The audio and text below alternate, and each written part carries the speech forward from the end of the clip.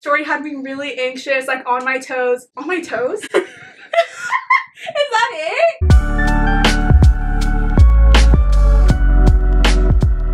Hey guys, welcome back. If you're new, I'm Lauren. And I'm Amanda, and today we are going to be doing our January wrap-up. Before we get into the video, we just want to give a huge thanks to anyone watching this video. We recently hit 100 subscribers and we are just so grateful. If you have any book-related videos you want to see from us, please leave suggestions in the comments and let us know what you'd like to see from us. Okay, so I didn't get to read as many books as I wanted to this month. I had just put on Goodreads that I wanted to read 75 books by the end of the year. And I was getting alerted by Goodreads all month saying I'm 3 books behind schedule. No. So I was like, I get it. I only read 5 this month. How many did you read? I read 7 and then I listened to an audiobook for a class that I have, so I just wasn't going to include it today. But I'm on schedule. I'm not. I'm on schedule. I'm not on schedule. Anyway, let's get into the books. Okay, so the first book that I read in 2022 is A Court of Mist and Fury by Sarah J. Maas.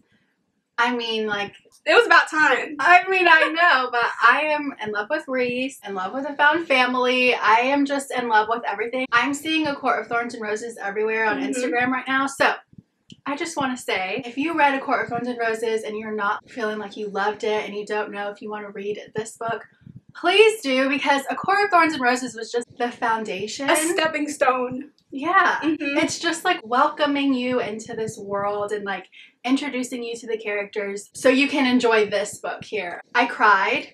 I laughed. I got chills at one point. It's just perfect and I can't wait to get to the next one. So many people don't like Sarah J. Maas's writing. What? I think she is genius. When you think back of A Court of Thorns and Roses, the amount of things she put in there to like reference back later on, like it just all fits so perfectly together. I think it's so good. This was the first book I read and I'm pretty sure it'll be my favorite book. I started off strong. Yeah. This You year. did, yeah. So the first book I read this year was The Shadows Between Us by Trisha Levenseller. I actually really enjoyed it. Like, I'm pleasantly surprised at how much I liked this book. It's basically about a girl who is tired of being overlooked, so she kind of hatches this plan to woo the Shadow King, marry him, and then kill him to take his kingdom for herself.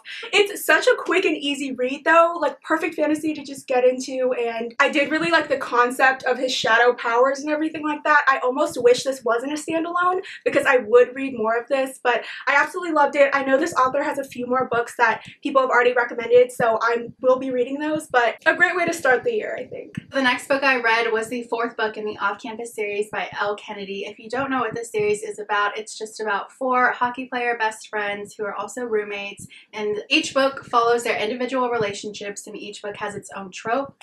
This one, I did not love this trope of this book. I don't want to say what the trope is either. It's kind of a spoiler. It is kind of a spoiler. I don't even want to say the names of the couples either because I feel like that's kind of a spoiler too. But the trope of this book I was not a fan of. Like, I don't want to read about that. You know? I will say the couple in this book, I really loved them. I loved their connection. I felt like they were an unexpected couple. Yeah. Like, I didn't expect them to be together, so that's also why I'm not going to say their names. But yeah, I'm really excited to start By Are You Next. The next book I read this month was A Kingdom of Flesh and Fire by Jennifer L. Armentrout. This is the 2nd book in the From Blood and Ash series. Y'all know I didn't love the first one, but I did read the second one and I liked it a lot more. I personally think this is one of those series that you love it, but you hate it. There's so many things I don't necessarily love about the writing or about the plot, but I can't stop reading it. So I've already bought the 3rd one and I pre-ordered the 4th one, so it means something, but I do think the couple, like the relationship redeemed itself in my eyes a little bit. I do want to know what's going to happen, and I'd say this series is that one that's like my guilty pleasure. You hate it, but you love it. Last year I read a lot of romances, so this year I wanted to branch out and read different genres. So I picked up this one, My Lovely Wife by Samantha Downing, which is a mystery thriller. This reminded me of the show You on Netflix. Oh, okay, yeah. But like a grown version. This couple had been married for 15 years and they have 2 teenage kids and they live in the suburbs, and the wife is like a real estate agent. And the husband is a tennis trainer, so nobody suspects them to be the ones who are murdering people. I did think this was a solid read. I could definitely like picture everything that was happening while I was reading it. Problem for me was that nothing shocking happened. Like, I was hoping the whole time something crazy was going to happen. There's going to be a big plot twist. And I felt like the big things that happened were predictable. I mean, it wasn't bad, but it definitely wasn't my favorite. So if you have any mystery thriller recommendations for me, please let me know down below. So the next 2 books I read this month were the Fable duology by Adrienne Young. I loved this story. I think it's my favorite thing that I read this month. The story is about a girl named Fable. Her mother drowned 4 years ago and her father abandoned her on this mysterious island. So she's had to learn to survive by herself in order to get off the island and find her father. So I did not know what to expect really going into this because it's kind of like pirate life and like on the sea, and I've never really read anything like that. So good. I wish I would have read this sooner, like maybe last year. I know why it's like so popular, but absolutely loved it. This had everything from found family, strong main character, betrayal, love. Everything was so good, so much adventure. So I highly recommend this. I can't wait for you to read it. I can't wait to read it. Look at these covers right now. No, these covers are, I think, like my favorite that I own. It's just like pure beauty. Absolutely beautiful. Obsessed. Like if you own these books, they're like at the front. They're displayed, yes. I almost wish this was a whole series just because I would keep reading. I think I've quickly learned duologies are not it for me. I need more. Yeah. I need at least a trilogy or a series just because I get too attached to the characters, but absolutely amazing. Loved Fable so much. Right after I finished reading it, I picked up The Last Legacy by Adrienne Young.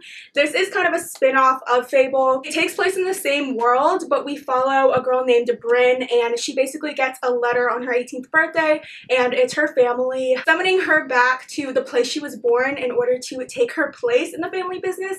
However, we do meet this family in Fable, and we know that they're kind of dangerous, and the business they're in isn't the best, so you kind of get to deep dive into this family and see how things work. I absolutely love this one too. I know this is an author I want to read more of, so I'm so glad I discovered her this year. Next, I read Reminders of Him by Colleen Hoover. You know I love Colleen. I mean, this is about a mom who has been in jail and she recently just got out and she's trying to get custody of her daughter. So obviously it's a sad story. This is what I love about Colleen. She can make me cry and laugh in the same second. Yeah. And I don't think anyone else has done that to me yet. Finished this in like 24 hours. Had to know what was going to happen. There was a lot of sad parts, but there was a lot of funny parts. When I looked back at this cover here, I started crying all over again. Oh, wow. I love how she does that too. Yes. You go back and look at the cover, Ugly Love. No, that one's... I was expecting this one to be great, and it was great. Colleen just never fails me. So the next book I read this month was a mystery thriller. This one was A Flicker in the Dark by Stacey Willingham. I think it did just come out this month. I got mine from Book of the Month, but it basically is about a girl named Chloe, and when she was 12 years old, 6 girls in her town went missing, and later that summer we find out that her father actually confessed to the crimes and was put away for life. So flash forward to 22 years later, and Chloe is a psychologist. She's kind of moved on, is doing well for herself, getting ready to get married. When a local girl goes missing and then another goes missing, she kind of sees her past crashing in around her, and she starts to see these parallels, and she doesn't know if she's just paranoid or if these things are actually happening. So I thought it was pretty good. I will say, while reading this, I did have some theories about what was going to happen. However, I would say that it caught me off guard. I didn't really expect the ending. That's good. Yeah, so that's what I did really like about it. I thought it was a little slow most of the book. I had to keep forcing myself to pick it up, but overall I am glad I finished it. Last one I read was Good Me, Bad Me by Allie Land. This is about a girl named Millie, and her mom was murdering people, so she ended up turning her mother in because she figured that would be the only way to get her mom to stop murdering people. Right. And as one that would do.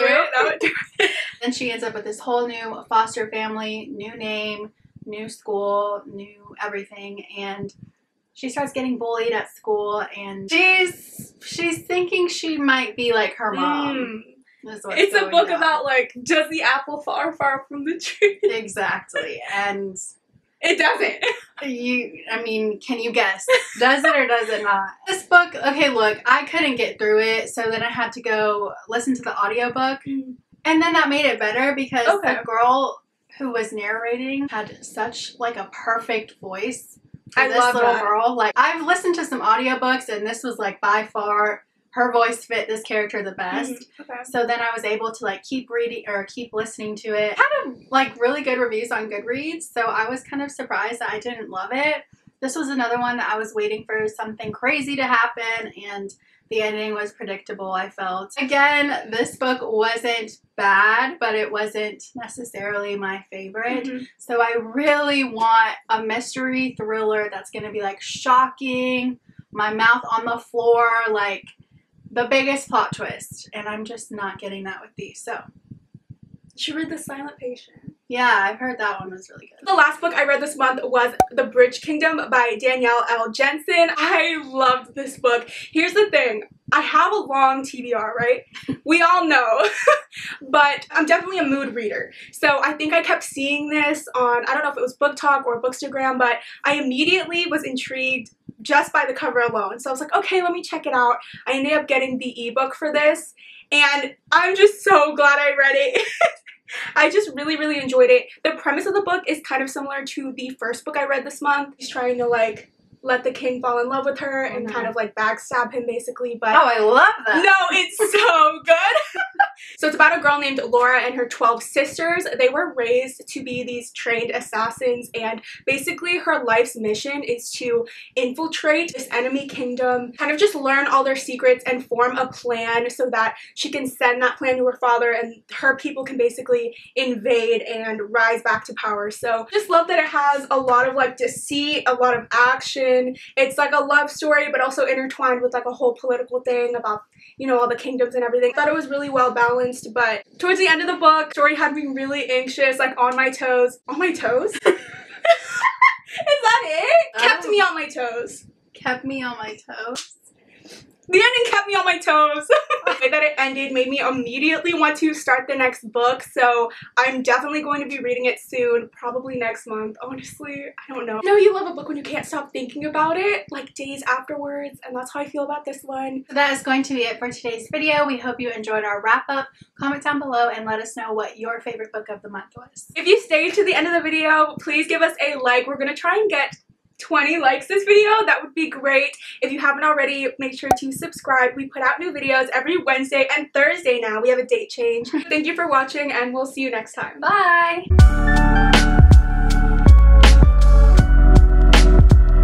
Had me on my toes? How the fuck are you on your toes? Fucking ballet and shit. That's right, I swear. That's a saying. Oh, okay. I thought it was like on the edge of my seat. I think that's the same thing. 4-star read.